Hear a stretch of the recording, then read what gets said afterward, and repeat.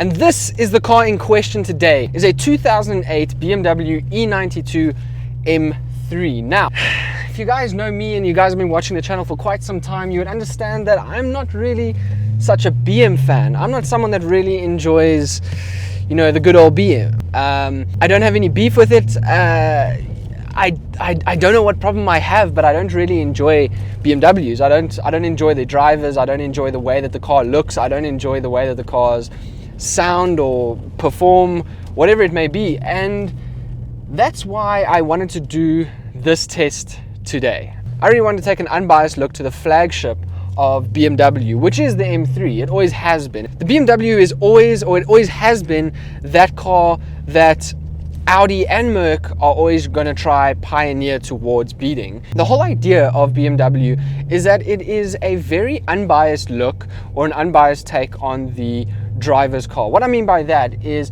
BMW's whole name and how they surround themselves is that they want the cars to be as driver friendly as possible. It has to be a pure thoroughbred driver's car. First off, rear wheel drive is something that no one really ever does and no one's really ever interested in, especially these days with the power outputs that these cars are putting out.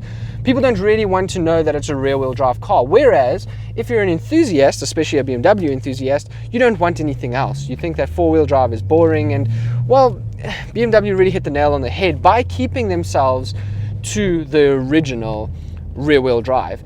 So the reason I wanted to choose the E92 M3 today is that I was really lucky enough to get my hands on one of these so that I could test this car in prior to testing, you know, the new 2017 models or the new 2016 models. So as I said in the beginning of this, I was never really a BMW fan. I never enjoyed the look of them. I never enjoyed, you know, the people that drove them. I thought that they were quite boring and dull, but then the people that drove them said that they were just exciting and they wouldn't ever go back to any other car because they thought every other car like Audi or Merc are slightly boring. So why choose the E92 over, say, the new M3? Well, there's a few reasons for that. I believe that the E92 was kind of the catalyst of the jump between when BMW kind of was trying to find themselves and when they weren't really there, to where BMW is now, where their M3 is like really lightweight, excellence around the track, has amazing dampening systems on it, has an amazing engine in the front. And I think that the E92 was kind of, the E92 BMW I think was kind of that catalyst. I think it was kind of where they were trying to find their direction. They kind of had something that was working and they kind of found their stride. I think this being a 4-litre naturally aspirated V8 was something that is really exciting to drive, and that's exactly why I wanted to do it. The thing with a naturally aspirated car is that you can rev the hell out of it. It doesn't have what you call turbo lag, or it doesn't have what you call overboosting, which is basically where the turbo just spools up out of nowhere from like a 3000 RPM. Say you're going around a corner and you're in, say, second gear, you put your foot down to boost it, and all of a sudden the back would spin out or the back would kick out. Obviously, there are things in place to stop that.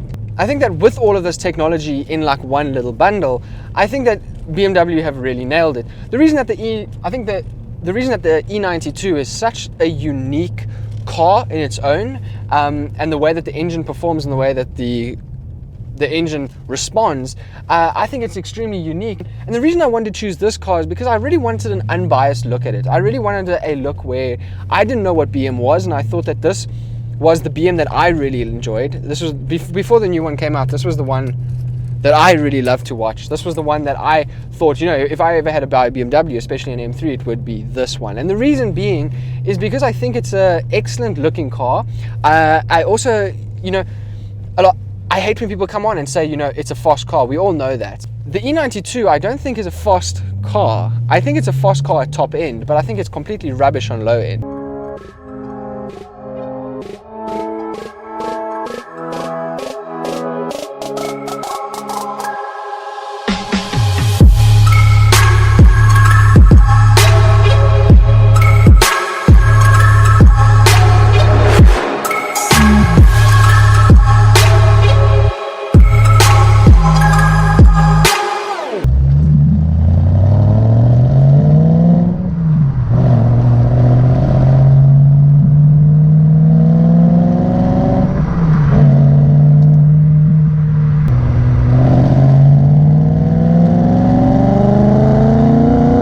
realized already that I'm not just dropping specs from the book, and that's because I don't want to really read the brochure and just regurgitate it to you guys.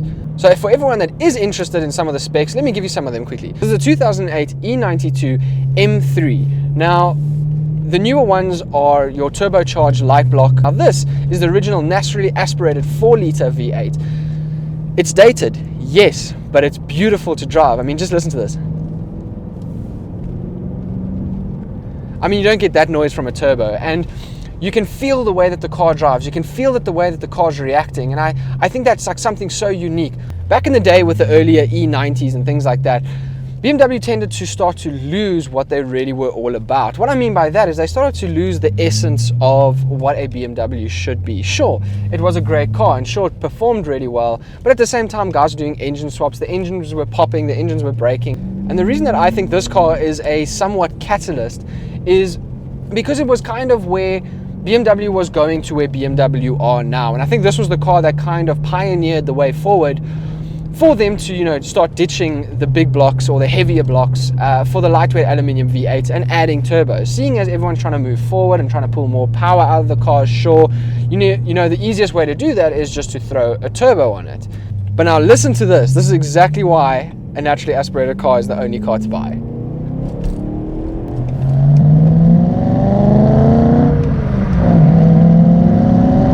Isn't that just awesome to drive? I cannot get over how nice this car is. I think that technology is progressing so far that they've forgotten about the essence of why you would buy a V8. And BMW is not concerned about lap times or, you know, making a statement with their looks.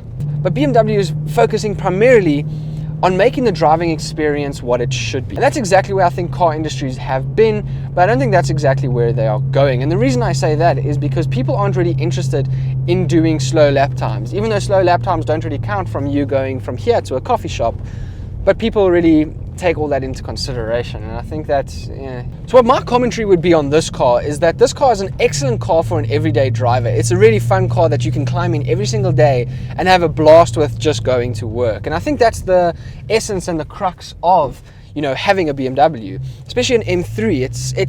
It's not really an M5, so it's not extremely extravagant, and it's not really an M2, which is more of a child's car, even though the M2 is as quick as one of these. But at the same time, you know, you don't really want to focus too much on that. You want something that's an all-round car. The reason that I wanted to drive a BMW today is just because I just wanted to have an unbiased look of, you know, what the BM is, and what better to choose than a naturally aspirated V8 for your first BM. And I think that I wouldn't say I'm sold on the idea of having a BMW, neither am I really sold on the idea of purchasing one, but I am sold on the idea of the big block V8, which is naturally aspirated, and for this being an everyday car. I think it's beautiful in that light.